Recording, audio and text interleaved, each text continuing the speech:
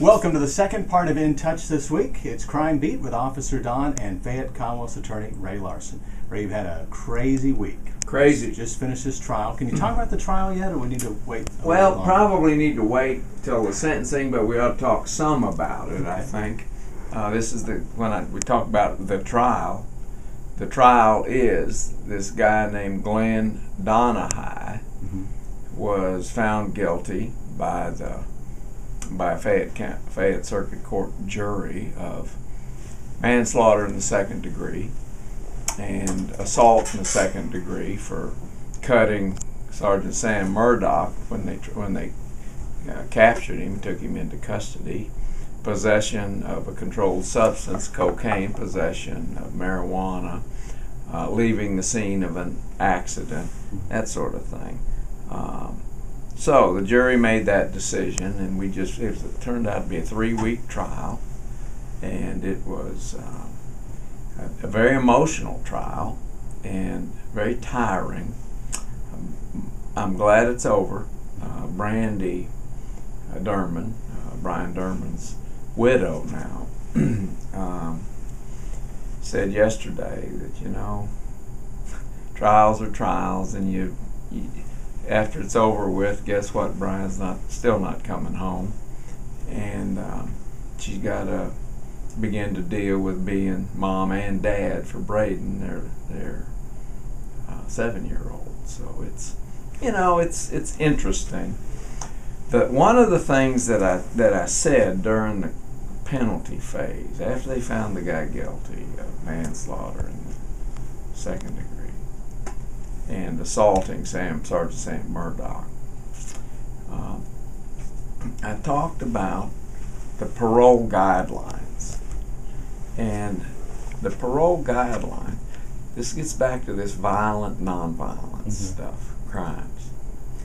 Did you know that our legislature has determined that manslaughter in the second degree, killing somebody, is not a violent offense?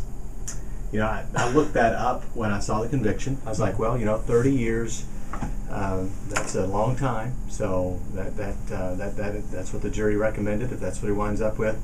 But then the devil's in the details, like you said, and the fact that has been designated as a non-violent crime by our legislature means that this guy has the opportunity to get out with just serving 20% of his time, if he is in fact sentenced to the 30 years. The judge will have the ultimate say on that. It's crazy. And we've talked about it before. Attempted murder is not considered to be a violent crime. Well, Sam Murdoch, Sergeant Sam Murdoch, a member of the emergency response team, and it's also known around the country as the SWAT team. This Donahue guy was convicted of cutting him in his armpit when they were wrestling him down to the ground to capture him. And he had this 4-inch paring knife out of the kitchen and cut him. And the defense tried to make it out to be a scratch. See, and it's really not. If you're on the receiving end of a knife, it's pretty serious. But that too is that nonviolent? Is a nonviolent second crime. With the knife is nonviolent? Yeah. Well, it's violent. I understand, but the legislature says that's non-violent. Right. And here's another thought with that.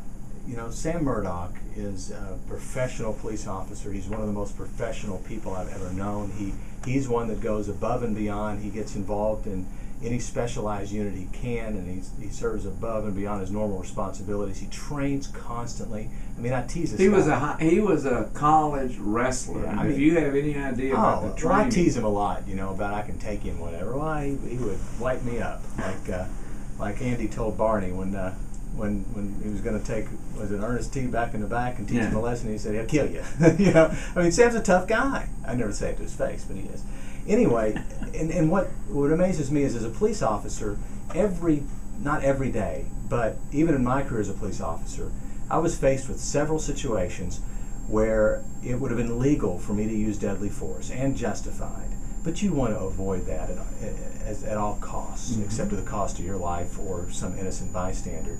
But you make that decision, and Sam made that decision here, that when he was faced with a knife, to go ahead and do what he could to keep from having to use and implement deadly force. But you do that as a cop, hoping that the system will appreciate that enough that you've risked your life in order to actually save this person's life, that at least they'll give him an appropriate punishment for trying to kill a police officer with a knife.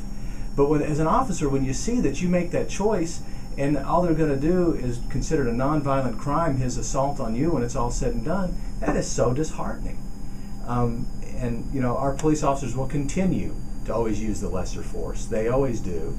They'll pass up every opportunity, even if it's justified and legal, to use deadly force when they can. They'll make that split-second decision. But we got to stand by our police officers. And I'm talking about the legislature here. The jury did the thing. They found the guy guilty, but the legislature needs to stand by our police officers and say, listen, if someone attacks or assaults you, do everything you can to follow the rules and do the right thing, and in the end, we've got your back. But this, they don't, if they're not going to make assault second.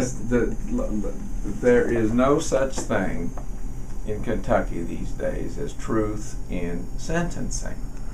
It's the only thing I want the legislature to do is to be honest in their statutory construction as it relates to penalties that go with crimes. Give me a break. Killing someone, manslaughter second degree, is pretty violent. Mm-hmm. And it's doesn't make sense. And every time they restructure something to make it look like they're addressing a problem, they water something else down. For instance, you know, back in 1994 when I worked a homicide case, even murder was something that you would have to serve 20% and you'd have the chance to get out. So and when the public became aware of that, that's when the legislature stepped forward and said, you know what, you're right. Murder, we're going to make it where we have to serve 80%. But in the meantime, we're going to water down everything but. So you really wind up with more people on the street, you know, because you have more assaults than you do murders. And it's like a game that they play. It's a shell game that they play just to make you think that they're addressing a problem when they just turn around when you're not looking and let people out the back door. That's the game. That's how I see it. One of the heartening things about this trial was the number of police officers that were there to support Brandy Dermond. You know, they would be there, and it's very interesting because the guys that worked his shift, his sector, that were on duty the night that he was run down and killed, they testified. Mm-hmm.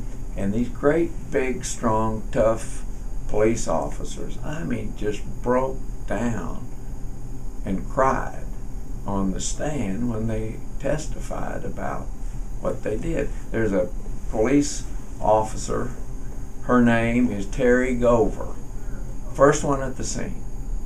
And it was within a minute of the 1046, Mm-hmm. which is what? Injury collision. Right. Injury, Yeah. accident injury. And so what happens is she shows up, and next thing you know, she sees Brian Dermond down there. She says, "I'm looking, and this is a police officer's uniform." Mm-hmm. So she ran down there, and she knew she was going to back up Brian Dermond on a loud noise complaint. And she got down there, man, and I mean right now started doing this mouth-to-mouth resuscitation. And when the next guy got there, Eric Chumley, he sees her and she's there, and he says, "Let me help you. You do the chest and all of this kind of stuff." And there she was, just blood all over her from doing this, and just kind of stunned, Mm-hmm. And it just, they painted such a graphic picture of the trauma. Tune in to the following stations every Sunday to hear In Touch with Ray the DA and Officer Don. We hope you enjoyed the show. Stay tuned in for next week's episode.